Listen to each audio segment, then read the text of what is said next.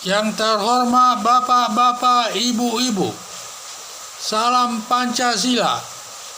Bapak-bapak, ibu-ibu yang melihat video saya ini, jangan lupa subscribe, like, dan share. Sifatnya gratis. Saya akan mengomentari pesanan makanan lewat ojek online dibatalkan. Jadi ini saya dapat dari datanya ini dari Metro TV. Banyak ada pesanan makanan lewat ojek online dibatalkan. Karena Indonesia ini sekarang sedang terkena virus corona dan masyarakat penuh rasa takut menghadapi virus corona ini. Dan akibatnya pemerintah mengambil kebijakan antara lain menerapkan PSBB dan menghimbau agar tetap di rumah, kalau tidak terpaksa jangan keluar rumah. Jadi tetap di rumah. Itulah intinya.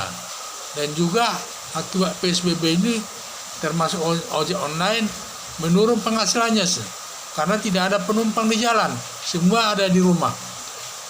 Bertalian dengan penghasilannya sangat minim. Tapi yang menjadi masalah di sini karena tetap disuruh tetap tinggal di rumah, akhirnya ada orang memesan lewat ojek online membeli makanan.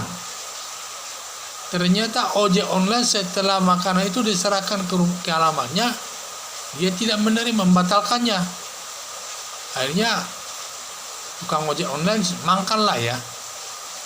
Jadi saya lihat tindakannya ini dalam kondisi virus corona ini masih ada orang-orang yang ingin mempermainkan orang yang tidak mampu, menurut saya.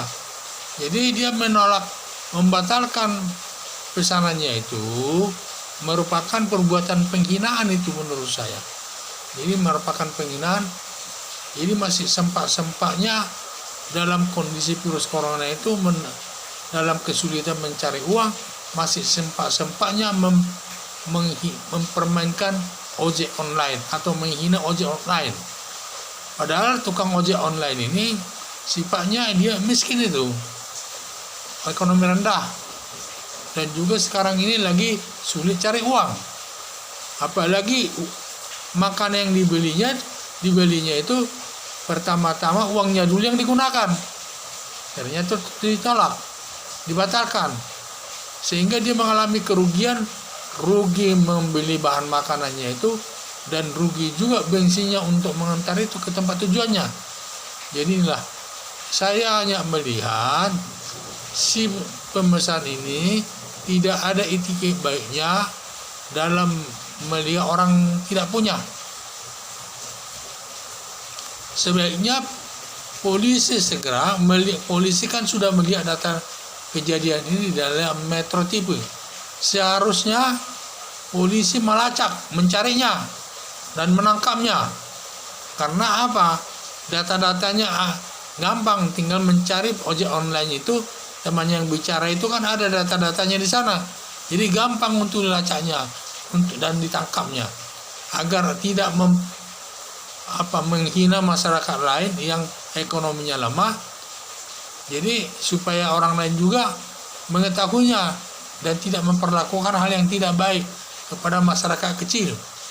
Ini sama juga perbuatannya ini, perbuatan penghinanya ini masuklah ini dalam pasal 310 KUHP. Ancaman hukumannya 9 bulan. Jadi termasuk delik aduan ini. Seharusnya tukang ojek online itu melaporkan masalah itu ke polisi. Karena ini delik aduan, harus yang merasa disakiti itu yang melaporkan ke polisi. Tidak boleh orang lain. Nah, itulah perbedaannya delik aduan dengan delik biasa. Kalau delik biasa, ada atau tidak laporan dari masyarakat tidak masalah. Kalau polisi mengetahuinya dapat bertindak sendiri, karena dia melindungi masyarakat umum. Sedangkan delik aduan ini sifatnya yang merasa disakiti hati itu yang melaporkannya, yang menyampaikannya ke polisi untuk mengetahui keseriusannya disakiti hatinya. Kalau orang lain nanti yang mengadukannya, tentu polisi tidak menanggapinya. Sedangkan orang yang diperlakukan demikian aja tidak sakit hati, apalagi orang lain katanya. Jadi dari sudut hukum, supaya tukang ojek online itu mengadukan secara langsung penghinaan tadi itu kepada polisi, agar polisi dapat menindaknya sesuai aturan hukum yang berlaku. Nanti hakimlah yang menjatuhkan hukuman itu. Berapa lama nanti orang itu dijatuhkan hukuman tergantung nanti hakim yang menjatuhkan. Tetapi awalnya itu supaya polisi memprosesnya dan mencarinya lewat data-data online tadi itu, komunikasinya itu.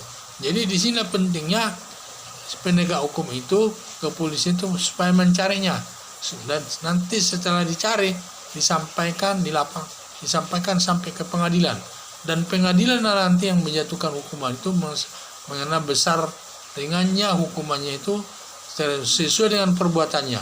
Sekian dan terima kasih.